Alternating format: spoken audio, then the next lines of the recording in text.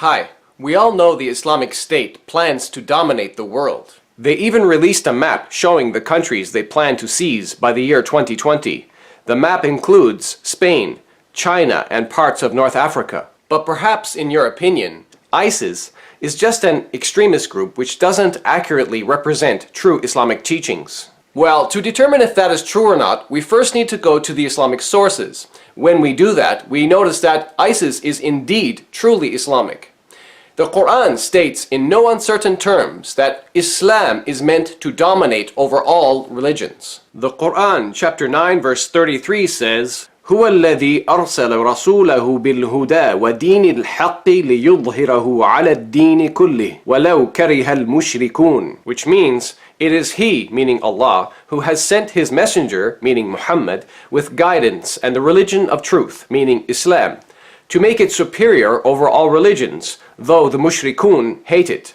Mushrikun meaning polytheists, pagans, or idolaters. I would like to draw your attention to the Arabic word yudhira. It comes from the Arabic root dhahara, which means, among many things, to become apparent, manifest, or evident, to overcome, to conquer, subdue, or to prevail, etc. It can also be translated as triumph or victorious, but as you can see, it's usually translated as prevail. So the Quran is clearly stating that Islam is to dominate all other religions. But before we rush to any conclusion, it's important to look at the context of this verse to find out how Islam plans to become the most dominant religion in the world. Just a few verses earlier, in verse 29, we read, قاتلوا الذين لا يؤمنون بالله ولا باليوم الآخر ولا يحرمون ما حرم الله ورسوله ولا يدينون دين الحق من الذين أوتوا الكتاب حتى يعطوا الجزية عن يد وهم صاغرون, which means, fight against those who believe not in Allah, nor in the last day, nor forbid that which has been forbidden by Allah and His Messenger, meaning Muhammad, and those who acknowledge not the religion of truth, meaning Islam, among the people of the Scripture, meaning Jews and Christians, until they pay the jizya, which is a tax, with willing submission and feel themselves subdued. You see here in the beginning of this verse the verb qatala. It's an imperative verb or a command. Its basic meaning indicates fighting, combating, battling, killing, or slaughtering. In this verse, Muslims are commanded to fight against Jews and Christians until they are subdued and submit themselves to paying the jizya tax for being a non-Muslim minority under Islamic rule. Now, the more moderate Muslims, of course, will claim that this only refers to specific Jews and Christians who were historically at war with the Muslims. However, I say that's wrong, and the Quran itself refutes that idea. Let's look at the verse again.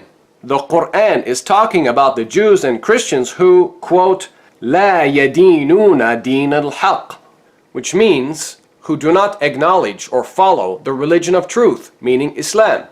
Therefore, this refers to all Jews and Christians. Notice the word yadinun. Looking at the root of this verb, we see it signifies obedience, a state of abasement or submissiveness. Now, this is why Jews and Christians should be very concerned. You don't have to be hostile or aggressive towards Islam to be considered a primary target for Islamic domination. As a Jew or Christian, you are already a target because you do not accept or follow Islam.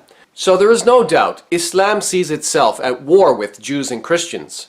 In fact, the following verse also proves the nature of Islam's conflict with Jews and Christians is not only a military one, but is also a religious or spiritual one. Quran chapter 9 verse 30 says, وَقَالَتِ الْيَهُودُ عُزَيْرُ بْنُ اللَّهِ وَقَالَتِ النَّصَارَى المسيح ابن الله ذلك قولهم بأفواههم يضاهئون قول الذين كفروا من قبل قاتلهم الله أنى يؤفكون, which means, and the Jews say Uzair or Ezra is the son of Allah, and the Christians say Messiah is the son of Allah. That is a saying from their mouths. They imitate the saying of the disbelievers of old. Allah's curse be on them. How they are deluded away from the truth.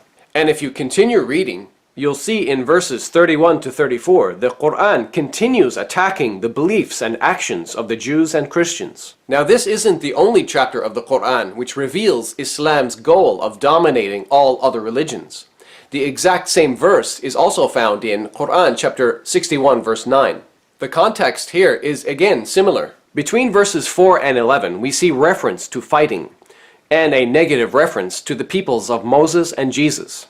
When reading these verses, you get the impression that Muhammad saw himself as criticizing and correcting the earlier religions of Judaism and Christianity, and that Islam will eventually rise above them and over the whole world. And finally, with a slightly different wording, the same verse is found again in chapter 48, verse 28. هو الذي أرسل رسوله بالهدى والدين الحق ليظهره على الدين كله وكفى بالله شهيدا. Which means, He it is who has sent His messenger, meaning Muhammad, with guidance and the religion of truth, meaning Islam, that He may make it superior to all religions, and all-sufficient is Allah as a witness. Notice just before that, in the last line of verse 27, it says, فَجَعَلَ مِن دُونِ ذَلِكَ فَتْحًا قَرِيبًا, which means, and He granted besides that a near victory. The context here is yet another attack against the Jews and Judaism because, as you can see from the Tafsir or exegeses, the words a near victory refers to Muhammad's victory over the Jews of Khaybar. In ending this video, I think we can all agree the Quran reveals a negative and harsh outlook towards Judaism and Christianity. Warfare, subjugation, and taxation against Jews and Christians are all part of Islam's master plan to become the world's most superior religion. There are, of course, other methods for domination, and perhaps I can discuss that in another video. Since most Jewish rabbis show no interest in converting Muslims to Judaism, and since Christianity is declining in Europe, and with the rapid growth and aggressive spreading of Islam, the threat of an Islamic takeover is real, at least in some parts of the world. But we can stop that, and the first step is to educate ourselves about Islam. On that note, I hope this video has been educational for you. Thank you for watching. God bless you.